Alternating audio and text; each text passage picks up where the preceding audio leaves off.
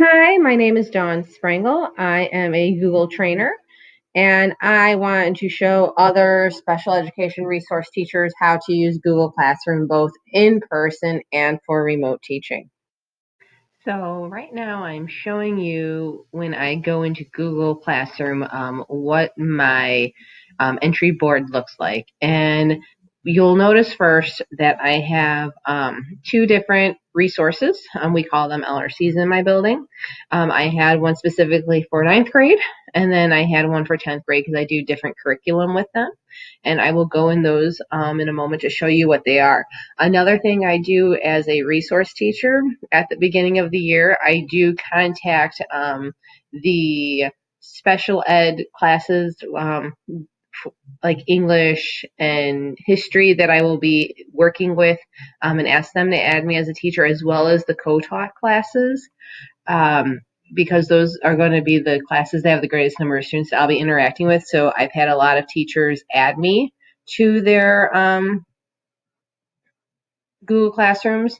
I give them the option of if they want to add me as a student or as a teacher. The power of adding me as a teacher is that then when students get work pushed out to them, then I automatically have access to that to be able to hop into a document with a student and be able to help them. So I'm going to go ahead and hop into my freshman Google Classroom right here. As you can see, I am right now in Stream. One thing I did in Stream that made a difference is that I turned off notifications. So if I go up into settings, and you can see the class details, I do run it for multiple periods because between my three classes, I have about 30 freshmen and they're all doing the same thing. If I really need to differentiate something for a specific class, I will end up just selecting just those students for that assignment. In that, this whole classwork on the stream, you could hide the notifications.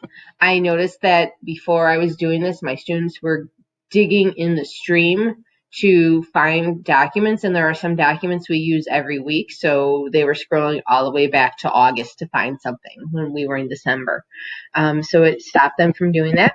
I have enabled Google Meet on here, so we can have meetings and stuff for that, and then we do not grade on here. So I don't have that selected. So if I go into my classwork, you can see that I use my topics. I really try to have it organized, especially for those kids who have executive functioning issues. And at the end of the year, I was pushing up items that students were needing to use. So there was a year-end checklist my students had to complete. The remote learning. Grade Check Friday is something that I do, and I will put it up here for you to be able to see. Students complete a weekly grade check email home to their parents, their case manager, and their LRC teacher, me, with an update of their grades so that everyone can see it. And then if they're underperforming, they then have to create their action plan. STAR testing, I put the link on here. I was able to have the students be able to, the majority of them did their May benchmark STAR testing at home. So I was able to give them all the information on here of how to go ahead and log in for that. If I have resources, so for example, I do have a Google site that I build with all the resources on here. It's my one stop. I used to put these on individually in Google Classroom, but all those materials you had to upload individually. And I just, it took a lot of time. So now that I have it on the Google site, I'm just uploading that link. They did a portfolio. I have a student in physical therapy. The physical therapist was able to assign things just for that one student on here. I have an assignment notebook for those kids who need to have a digital version of it because they lose it and they could bookmark it. So one was generated for each student. Organization Monday. Every Monday they would do this. And again, I could push this, move this to the top of the classwork page so that they could go ahead and see what they exactly have to do. But if I was in class, I would be able to project it on my board.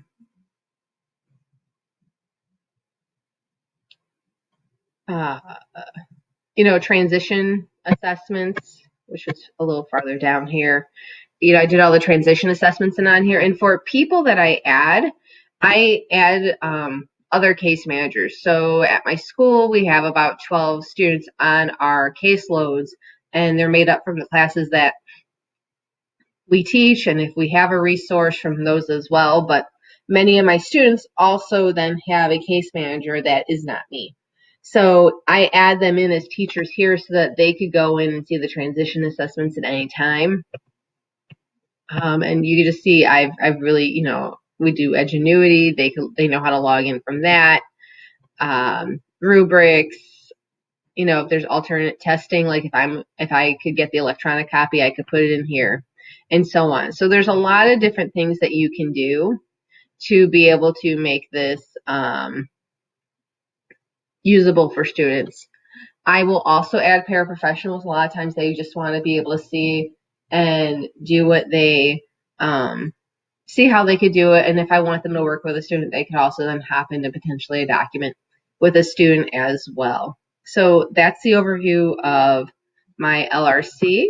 I will be archiving these classes after I'm done with this because I do create a fresh one every year. I could then, when these are in the archive, I can then reuse something from that topic. If there's something in this video that you're interested in that you saw me scroll past, just go ahead and let me know, and I can go ahead and create another video or even upload that to wherever you are seeing this. If you want to connect with me in another location, there's a couple ways to do that. I am on Twitter at Sprangolowski. I do have a Teacher Pay Teacher store under my digital co-teacher, which you could go ahead and follow and see my updates. And then I am starting my digital co-teacher on Instagram and Facebook. So those are just starting to get done if you want to get ideas from there as well. Thank you for taking the time to watch this video. I hope you learned something new today. Feel free to share this with someone you think will need this help as well. Have a good day.